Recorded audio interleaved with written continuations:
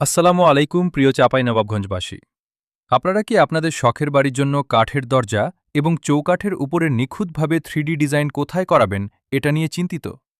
আর নয়, রাজশাহী আর নয় ঢাকা, এখন থেকে কাঠের উপর 3D ডিজাইন করাতে পারবেন আপনার এলাকায়। হরিপুর বোর্ড ঘরবাজার, চাঁপাইনবাবগঞ্জ। দারিয়াপুর গোরস্থানের অপোজিটে Rana CNC wood design and training সেন্টারে।